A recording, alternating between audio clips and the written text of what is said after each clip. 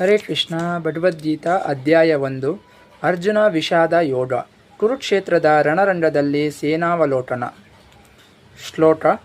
ಧೃತರಾಷ್ಟ್ರನು ಕೇಳಿದನು, ಏ ಸಂಜಯ, ಯುದ್ಧಾಪೇಕ್ಷೆಯಿಂದ ನನ್ನ ಮಕ್ಕಳು ಮತ್ತು ಪಾಂಡವರು ಧರ್ಮಕ್ಷೇತ್ರದಲ್ಲಿ ಸೇರಿದವ ನಂತರ ಏನು ಮಾಡಿದರು? ಸಂಜಯ ಉವಾಚ. ಸಂಜಯನು ಹೇಳಿದ, ರಾಜನೇ, ಪಾಂಡುಪುತ್ರರ ಸೇನಾವ್ಯೂಹವನ್ನು ವೀಕ್ಷಿಸಿ ರಾಜ ದುರ್ಯೋಧನನು ತನ್ನ ಗುರುಗಳ ಬಳಿಗೆ ಹೋಗಿ ಈ ಕೆಳಗಿನ ಮಾತುಗಳನ್ನು ಹೇಳಿದನು. ಆಚಾರ್ಯರೇ, ನಿಮ್ಮ ಚತುರ ಶಿಷ್ಯನಾದ ದ್ರುಪದನ ಮಗನು ಕೌಶಲದಿಂದ ವ್ಯೂಹರೂಪವಾಗಿ ರಚಿಸಿರುವ ಈ ಪಾಂಡುಪುತ್ರರ ಸೈನ್ಯವನ್ನು ನೋಡಿ. ಹೋರಾಟದಲ್ಲಿ ಭೀಮಾರ್ಜುನರಿಗೆ ಸಮಾನರಾದ ಅನೇಕ ವೀರ ಬಿಲ್ಲಾಲುಗಳು ಈ ಸೈನ್ಯದಲ್ಲಿದ್ದಾರೆ. ಯುಯಾಧನ, ವಿರಾಟ ಮತ್ತು ದ್ರುಪದರಂತಹ ಮಹಾರಥರಿದ್ದಾರೆ. ದೃಷ್ಟಕೇತು, ಚೇಚಿತಾನ, ಕಾಶಿರಾಜ, ಪುರುಜಿತ್, ಕುಂತಿಭೋಜ ಮತ್ತು ಶೈಬ್ಯನಂತಹ ಮಹಾನ್ ವೀರರು, ನರಪುಂಗರರು ಇದ್ದಾರೆ.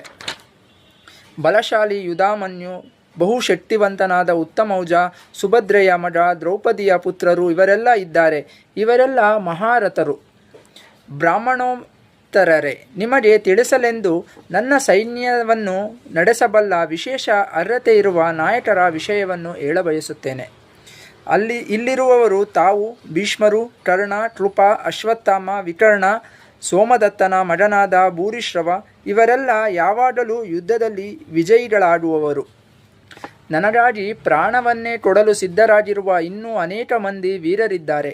ಅವರೆಲ್ಲ ವಿವಿಧ ಅಸ್ತ್ರಶಸ್ತ್ರಗಳನ್ನು ಹೊಂದಿರುವವರು. ಎಲ್ಲರೂ ಯುದ್ಧ ವಿಶಾರದರು. ನನ್ನ ಶಕ್ತಿಯ ಅಳತೆಯನ್ನು ಮೀರಿದ್ದು ಮತ್ತು ತಾತ ಭೀಷ್ಮರಿಂದ ನಮಗೆ ಪರಿಪೂರ್ಣ ರಕ್ಷಣೆ ಇದೆ.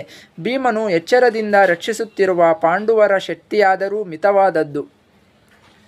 ಸೈನ್ಯವ್ಯೂಹವನ್ನು ಪ್ರವೇಶಿಸಲು ಇರುವ ಆಯಕಟ್ಟಿನ ಬಿಂದುಗಳಲ್ಲಿ ನೀವು ನಿಮ್ಮ ಸ್ಥಳಗಳಲ್ಲಿ ನಿಂತಿರುವ ನೀವು ಈಗ ಪಿತಾಮಹ ಭೀಷ್ಮರಿಗೆ ಸಂಪೂರ್ಣ ಬೆಂಬಲವನ್ನು ನೀಡಬೇಕು.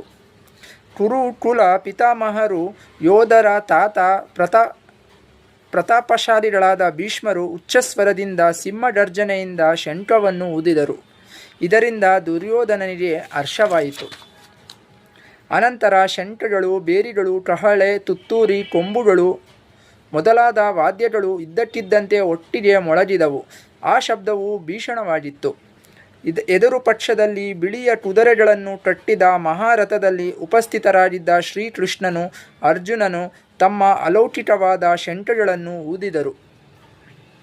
ಹರೇ ಕೃಷ್ಣ.